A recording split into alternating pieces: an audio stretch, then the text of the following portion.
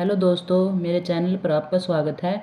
पिछले पार्ट में हमने पढ़ा था कि उस बहुरंगी जीव ने कौवे को कैसा रंग दिया है, तो कौवे को बिल्कुल भी पसंद नहीं आया। अब आगे सुनिए। फिर देखते ही देखते पूरा कौवा सफ़ेद हो गया, दूध जैसा सफ़ेद या बर्फ़ जैसा सफ़ेद। यह बेहतर तो था, लेकिन इस रूप में वह रंगा हुआ कौवा भी कहलाता, इसलिए कौवे को यह पसंद नहीं आया। लेकिन इसी बीच बहुरंगी जीव ने एक बार फिर जमीन पर खड़े कौवे की तरफ नहीं देखा। अभी तो उसका खेल शुरू ही नहीं हुआ था। इस बार बहुरंगी जीव ने अपने दोनों हाथों को हवा में लहराया, हथेलियों को फैलाया और अंगुलियों को आकाश की तरफ उठाया। अब एक चमत्कार हुआ। हाँ, चमत्कार। हवा में 4 कौवे नजर आए, पंख फैलाए। बहुरंगी जीव की अंगुलियों की रंग की लकीरें निकल रही थी, वे उन कौवों के शरीर को रंग रही थी। देखते ही देखते आसमान में 4 रंग बिरंगे और बहुत ही सुंदर पक्षी पंख पसारे जमीन के कौवे और जुगनू का स्वागत कर रहे थे। कौवे ने कभी भी अपने ऐसे रूप की कल्पना नहीं की थी। चोंच से लेकर पैर तक सुंदर रंग बिरंगे पंखों का तो कहना ही क्या, लेकिन अब उसने अपने 4 रूपों में से एक रूप को चुना। कुछ उलझन हुई, लेकिन फिर उनमें से एक रूप के लिए उसने सहमति दी। बहुरंगी जीव बहुत प्रसन्न हुआ, बोला, मित्र, तुम्हारा निर्णय बहुत सही है। रूप के साथ सभी कुछ अपने आप मिल जाता है। अब देखना तुम्हारा जीवन कितना सम्मानजनक होगा। अब तुम्हारी वाणी में भी सभी को मधुरता का अनुभव होगा। जाओ, उस वृक्ष की छांव में बैठ जाओ, मैं जुगनू भाई को समाधान देकर आता हूँ।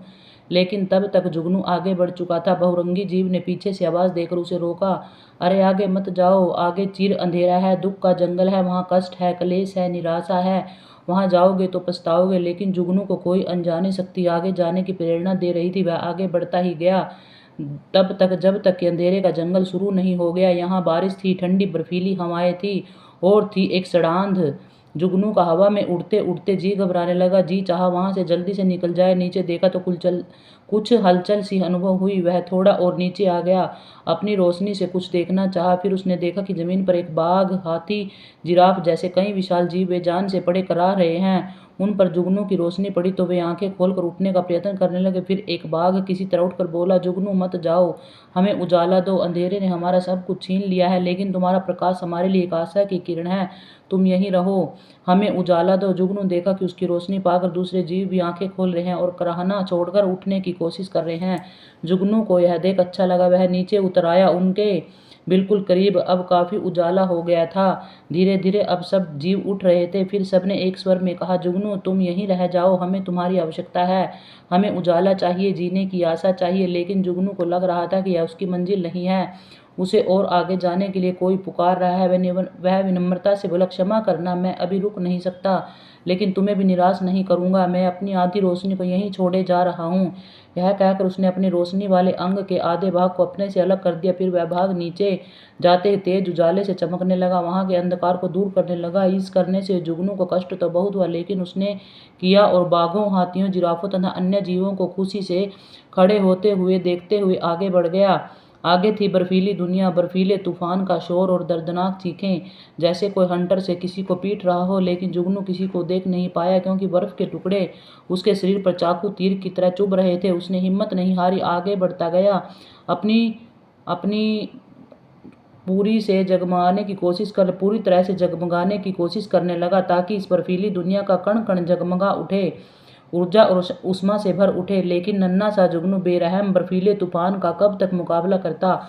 आखिरकार धप से नीचे गिर गया। फिर उसने देखा उसके सामने एक बहुत ही बुढ़िया बैठी है। उसने जुगनू को अपनी हथेली में उठा लिया। हालांकि वह बुढ़िया स्वयं बर्फ की बनी हुई थी, लेकिन उसके हाथ में गर्माहट थी। बर्फीली बुढ़िया उसकी तरफ प्यार से देखते हुए बोली, बड़े जिद्दी निकले तुम तो, मिल गया तुम्हें अपना उत्तर।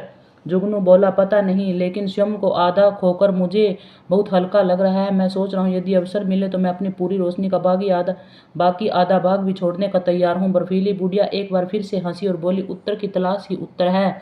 उत्तर किसी मंजिल का नाम नहीं है। तुम जितना आगे बढ़ोगे, दूसरों के दुख दर्द को जितना समझोगे, अपनी चाहत, कमी या इच्छा उतनी ही कम लगेगी। और प्यारे जुगनू, तुम्हें इस बात को खूब समझ लिया है। जाओ, तुम्हारा बहुत काम बाकी है। अब तुम जहाँ भी जाओगे आशा का प्रकाश फैलाओगे, और देखना तुम्हारी यह रोशनी उतनी ही बढ़ती जाएगी जितना तुम इसे बांटोगे। यह कहकर बर्फीली बुढ़िया ने जुगनू को अपनी हथेली से उड़ा दिया। अब यह वापसी की यात्रा थी, एक उद्देश्य के साथ। अचानक उसने अपने पीछे तेज रोशनी अनुभव की। पीछे मुड़कर देखा तो चौंक गया। उसके शरीर से असंख्य जुगनू निकल रहे थे, हजारों हजारों हजार। सारा आकाश, सारी धरती अब रोशनी से नहा उठी थी। वह अद्भुत गर्माहट अनुभव कर रहा था। अब वह अकेला जुगनू नहीं रह गया था, वह आधा अंग गंवाकर भी असंख्य प्रकाश पुंजों का समूह बन गया था। वह लाखों जुगनुओं में बदल गया था। वह जहां जहां से गुजर रहा था वहां से अंधेरा दूर हो रहा था, जीवन में आशा का संचार हो रहा था। हर जीव जुगनुओं से ऊर्जा ले रहा। यह रंग बिरंगे कौवे ने देखा, पेटू चूहे ने देखा, भयभीत रहने वाले हिरण ने भी देखा और उसकी समझ में आ गया कि असली लक्ष्य तो जुगनू ने ही पाया है। तो दोस्तों, मेरी कहानी यहीं समाप्त हुई। तो आपको मेरी कहानी कैसी लगी कमेंट करके ज़रूर बताइए। Thanks for watching.